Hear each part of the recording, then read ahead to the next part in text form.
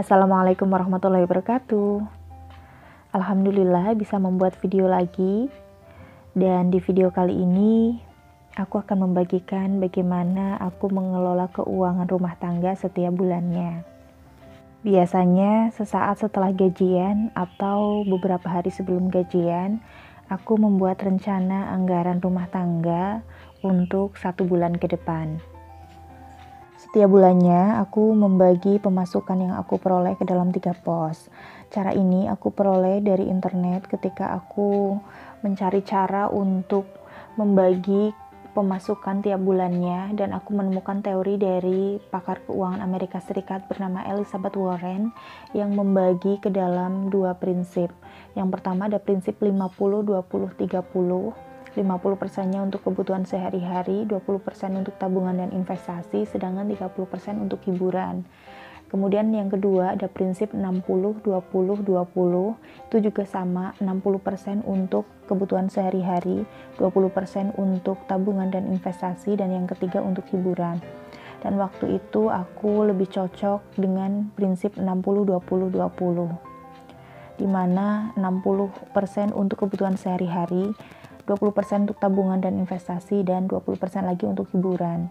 Tapi karena menurutku 20% untuk hiburan itu terlalu besar, jadi aku membagi lagi ke dalam 2 pos.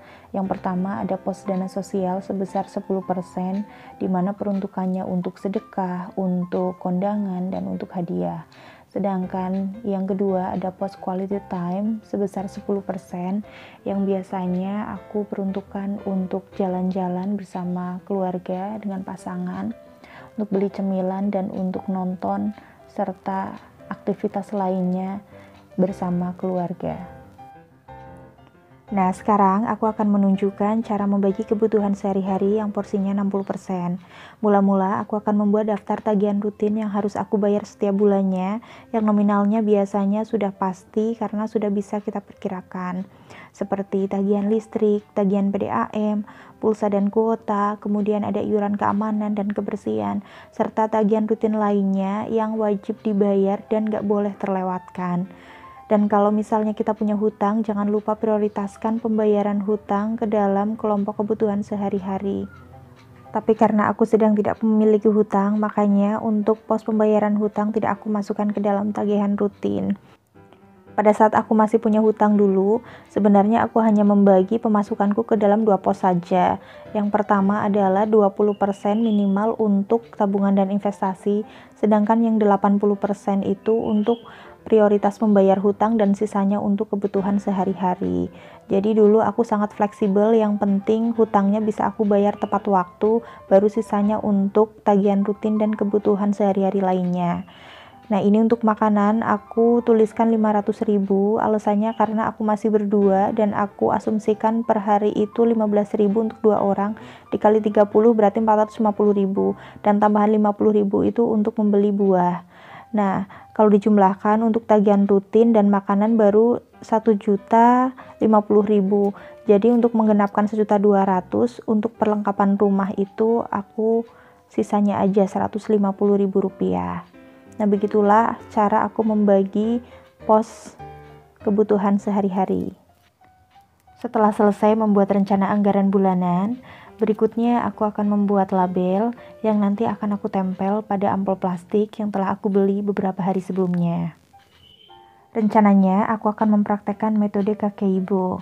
Metode Kakeibo adalah metode pengelolaan uang secara tradisional ala Jepang, di mana prakteknya untuk metode ini kita membagi pemasukan yang kita peroleh tiap bulannya ke dalam amplop-amplop yang telah kita beri label sesuai dengan pos pengeluaran.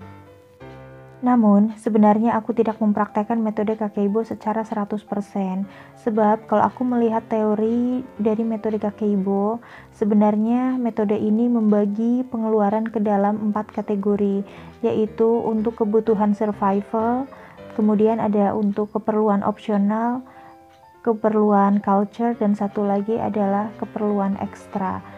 Dan aku tadi membagi pengeluaranku ke dalam 3 kategori, yaitu untuk tabungan dan investasi, untuk kebutuhan sehari-hari, dan yang ketiga adalah untuk hiburan. Jadi sebenarnya Metode yang aku praktekkan ini adalah penggabungan dari metode yang dikemukakan oleh Elizabeth Warren dan dari metode Kakeibo yang dikemukakan oleh Fumiko Chiba. Alasan mengapa aku tidak menggunakan metode Kakeibo 100% karena pada metode Kakeibo kita diharuskan mencatat semua pengeluaran sehari-hari ke dalam buku catatan khusus yang ditulis secara manual, dan menurutku itu sangat tidak praktis. Apalagi selama ini aku sudah menggunakan aplikasi pencatat keuangan yang aku unduh dari Play Store, dan menurutku itu sangat mempermudahku dalam mencatat semua pengeluaran sehari-hari. Di samping itu, apabila kita menggunakan aplikasi, kita bisa mencatatnya kapan saja dan di mana saja tepat setelah kita belanja. Di samping itu, pada saat kita ingin melakukan budget tracking, aplikasi itu juga dengan mudah kita gunakan dan bisa langsung menelusuri pengeluaran-pengeluaran apa yang ingin kita cek. Jadi menurutku untuk mencatat di buku catatan manual sudah bisa digantikan dengan aplikasi yang lebih praktis. Oleh karena itu, aku anggap metode Kakeibo tidak aku ikuti secara 100%. Yang aku ambil dari metode ini adalah penggunaan amplop untuk menyimpan uang sesuai dengan jenis pengeluaran yang telah ditentukan. Meskipun lagi-lagi pengelompokan pengeluarannya tidak sesuai dengan metode Kakeibo, di mana metode Kakeibo pengelompokan pengeluarannya seperti yang sudah aku sebutkan tadi dibagi menjadi 4, yaitu kategorinya untuk kebutuhan survival atau kebutuhan pokok seperti membeli makan, membeli bensin, membayar listrik, dan sebagainya.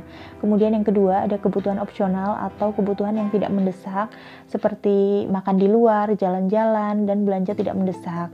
Yang ketiga ada kebutuhan culture atau kebutuhan untuk menambah pengalaman dan pengetahuan seperti mengikuti seminar, membeli buku, dan sebagainya. Dan yang terakhir ada kebutuhan ekstra atau kebutuhan tidak terduga seperti biaya untuk memperbaiki ban motor yang bocor atau memperbaiki atap genteng yang rusak. Nah, itu adalah pembagian pengeluaran menurut metode Kakeibo. Sedangkan untuk aku sendiri, aku hanya membagi ke dalam 3 kategori, yaitu tabungan dan investasi. Meskipun itu sebenarnya bukan kategori pengeluaran ya, tapi itu nanti masuk ke dalam penambahan aset atau penambahan tabungan. Dan yang kedua ada kebutuhan sehari-hari, dan yang ketiga ada hiburan. Jadi memang agak sedikit berbeda ya.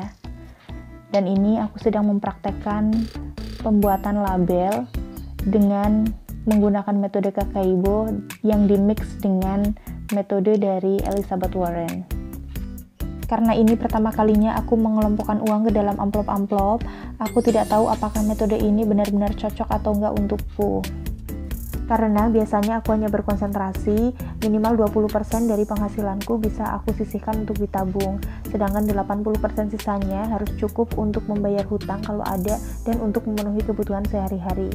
Bahkan, jika aku ingin menaikkan tabungan, aku harus mengepres pengeluaran supaya dari 80% itu tidak dihabiskan semua.